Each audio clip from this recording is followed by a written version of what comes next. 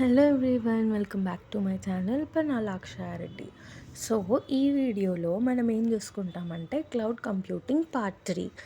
Okay, previous వీడియోలో part 2 service models గురించి డీప్గా ఎక్స్ప్లెయిన్ చేసేసాను అండ్ డిప్లాయ్ అంటే ఏంటో కూడా ఎక్స్ప్లెయిన్ చేస్తాను. సో ఈరోజు టాపిక్స్ వచ్చేసి community cloud, shared responsibility. What is community cloud? ఈ కమ్యూనిటీ క్లౌడ్ అంటే ఏంటి అని కొత్త అనుకుంటారు. అంటే ఈ మోడల్లో ఏముంటుందంటే అందరూ వాడే జనరల్ యూజర్స్కి కాదు ఇది. ఈ క్లౌడ్ అనేది జనరల్ యూజర్స్కి అసలు కాదు. కొన్ని ఆర్గనైజేషన్ ఉంటాయి కదా, ఆ కొన్ని కంపెనీస్ అనేటివి ఒక వర్క్‌ని కలిపి అందరూ చేస్తారు గదా! అందరూ డేటాని మెయింటైన్ చేసుకుంటారు. అండ్ వాళ్ళ బేసిక్ రిక్వైర్మెంట్స్ అన్నీ కామన్‌గానే ఉంటాయి. కానీ ఇక్కడ డిఫరెంట్ ఆర్గనైజేషన్స్ నుంచి ఒక్కొక్కరొచ్చి ఆ వర్క్ అనేది చేసేస్తారు. దాన్ని మనం కమ్యూనిటీ క్లౌడ్ అని అంటారు. ఫర్ ఎగ్జాంపుల్, మనకి 2 ఆర్గనైజేషన్స్ ఉన్నాయనుకుందాం. ఆర్గనైజేషన్ 1 ఒక వర్క్ చేస్తుంది. ఆర్గనైజేషన్ 2 కూడా అదే వర్క్ చేస్తుంది. సో ఈ ఈ ఆర్గనైజేషన్ 1, ఆర్గనైజేషన్ 2 కలిపి చేసేదాన్నే కమ్యూనిటీ క్లౌడ్ మోడల్. ఇంకా డీప్గా ఎక్స్ప్లెయిన్ చేయాలి అంటే, మనం ఒక కాలేజ్లో ఏదన్నా ఒక ఈవెంట్ కండక్ట్ చేయాలి అంటే డిఫరెంట్ బ్రాంచెస్ ఉంటాయి కదా. బీకామ్ అని చెప్పి, బీఎస్సీ అని చెప్పి, బీబీఏ, బీఏ ఇలా కొన్ని కోర్స్ ఉంటాయి కదా. బీకామ్ ఒకవేళ ప్లాన్ చేస్తే సరిపోదు కదా. సో ఎవ్రీ పర్సన్ అనేవాళ్ళు ఒక్కొక్క బ్రాంచ్ నుంచి ఒక్కొక్కరు కావాలి. సో దట్ ఒకరు కమ్యూనికేట్ అయ్యి వర్క్ని చేసేదాన్ని కమ్యూనిటీ అని అంటారు. సేమ్ అలానే కమ్యూనిటీ క్లౌడ్ కూడా అంతే. నెక్స్ట్, షేర్డ్ రెస్పాన్సిబిలిటీస్ గురించి మాట్లాడదాం.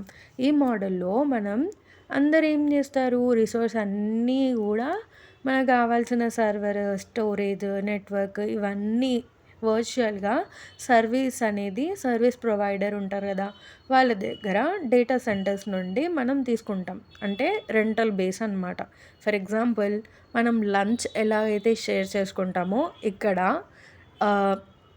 సర్వర్స్ని, స్టోరేజ్ని, నెట్వర్క్ని ఇవన్నిటిని షేర్ చేసుకుంటారు. సో ఒక వర్క్ని మనం తీసుకుంటాం కదా, మనం తీసుకునే ఒక కంటెంట్ని కనెక్ట్ అయ్యి ఆ వర్క్ పైన అందరూ దాన్ని మనం షేర్డ్ రెస్పాన్సిబిలిటీస్ అంటాం.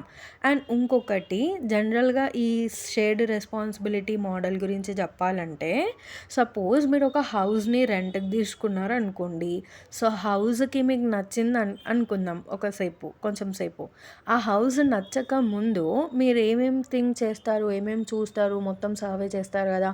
ఇల్లు ఎలా ఉంది, ఆ రోడ్ అంత ఏరియా ఎలా ఉంది, బిల్డింగ్ కండిషన్ బాగుందా లేదా, ఎలక్ట్రిసిటీ, వాటర్ అన్నీ కరెక్ట్గా వస్తున్నాయా లేదా అని చూసిన తర్వాతనే మనం రెంట్కి వస్తాం. అలానే ఇక్కడ కూడా క్లౌడ్ కంప్యూటింగ్ అంటే క్లౌడ్ ప్రొవైడర్స్ కూడా సమ్ రిసోర్సెస్ ఇస్తారు. ఆ రిసోర్సెస్ యూజ్ చేసే ముందు ఇవన్నీ చెక్ చేస్తాడు. డేటాబేస్ బాగుందా, డేటా సెక్యూరిటీ ఎలా ఉంది అని చెప్పేసి. సో సమ్ రెస్పాన్సిబిలిటీస్ అనేది యూజర్కి ఉంటుంది, యాజ్ వెల్ యాజ్ ఎవరైతే ప్రొవైడ్ చేస్తున్నారో వాళ్ళకు కూడా సమ్ రెస్పాన్సిబిలిటీస్ ఉంటాయి. ఫర్ ఎగ్జాంపుల్, ఇప్పుడే చెప్పాను కదా, హౌస్ రెంట్కి తీసుకున్నాం అంటారు. ఓనర్కి సమ్ రెస్పాన్సిబిలిటీస్ అనేవి ఉంటాయి, రెంటర్స్కి సమ్ రెస్పాన్సిబిలిటీస్ అనేవి ఉంటాయి. ఓనర్స్కి ఏం రెస్పాన్సిబిలిటీస్ ఉంటాయి, ఇల్లు కరెక్ట్గా మెయింటైన్ చేయాలి అని చెప్తారు. మనకి ఎలక్ట్రిసిటీ అండ్ వాటర్ ఇవన్నీ ఆఫర్ చేస్తాడు. రెంటర్ ఏం చేస్తాడు మరి, ఆఫర్ చేస్తే సరిపోతుందా, దానికి ఆయన ఆ థింగ్స్ని యూజ్ చేసుకుంటున్నందుకు రెంట్ పే చేయాలి, హౌస్కి ఉంటున్నందుకు రెంట్ పే చేయాలి, కరెంట్ వాడుతున్నందుకు కరెంట్ బిల్ కట్టాలి, వాటర్ వాడుతున్నందుకు వాటర్ బిల్ కట్టాలి. ఇన్ని ఉంటాయి కదా. సేమ్ క్లౌడ్ కంప్యూటింగ్లో కూడా క్లౌడ్ ప్రొవైడర్ ఏదైతే మనకి యాక్సెస్ని ఇస్తాడో దానికి అవి మనకి రెంటల్గా ఇస్తాడనమాట. ఆ రెంటల్కి ఇచ్చేదాన్ని మనం యూజ్ చేసుకొని మనం ఎంతసేపు యూజ్ చేసాము, మనం పర్ సెకండా, పర్ మినిటా ఇవన్నీ కూడా చెప్తారనమాట. సో హార్డ్వేర్ అన్నీ, అంటే డేటాబేస్ కానీ, డేటా సెక్యూరిటీ కానీ, డేటా సెంటర్స్ కానీ ఏవైనా యూజ్ చేస్తాం కదా, అవన్నిటికీ మనం రెంట్కి తీసుకొని దానికి కొంచెం పే చేయాలి. దీన్నే మనం షేర్డ్ రెస్పాన్సిబిలిటీస్ అంటాం. ఓన్లీ చిన్న గుర్తుపెట్టుకోవాలి అంటే, ఒక ఓనరు, ఒక టెనెంట్. ఒక ఓనర్‌కి ఏం రెస్పాన్సిబిలిటీస్ ఉంటాయి? ఆఫర్ చేస్తాడు బిల్, కరెంట్ అన్నీ, వాటర్ అన్నీ సప్లై చేస్తాడు. అండ్ కరెక్ట్‌గా ఇంటిని మెయింటెన్స్ చేయమని చెప్తాడు. మనకి హౌస్ ఇస్తాడు మనం లీవ్ చేయడానికి అక్కడ. టెనెంట్ ఏం చేయాలి మరి? ఆ బిల్స్‌ని కరెక్ట్‌గా కట్టాలి, రెంట్ కట్టాలి అండ్ హౌస్‌ని కూడా అంతే జాగ్రత్తగా మెయింటైన్ చేయాలి. So, this topics are shared responsibilities అంటాం. ఓకే. ఈ వీడియోలో మనం community, cloud and share responsibility చూసాము. సో, అంతే ఈ వీడియో. నెక్స్ట్ ఇంకే టాపిక్స్ ఉంటాయో నెక్స్ట్ వీడియోలో చూసుకుందాం. Thank you for watching. And ఇంకొకటి ఏంటంటే ఈ క్లౌడ్ కంప్యూటింగ్లో ఇంకా ఒక 2-3 క్లాసెస్ అంటే 2-3 డేస్లో అన్నీ కవర్ చేస్తా. నేను డే వైజ్గా పెట్టట్లేదు. ఒక డేకి 2-3 వీడియోస్ పెట్టేస్తున్నాను. సో దట్ ఈ కోర్స్ అనేది తొందరగా కంప్లీట్ అవుతే బాగుంటుంది అని చెప్పేసి. అండ్ ఎవరైతే పైథాన్ క్లాసెస్ వినలేదో just check it out. Previous videos level 1 complete అయిపోయింది. ఎగ్జామ్ రాయండి, సర్టిఫికేట్ తీసుకోండి అంతే.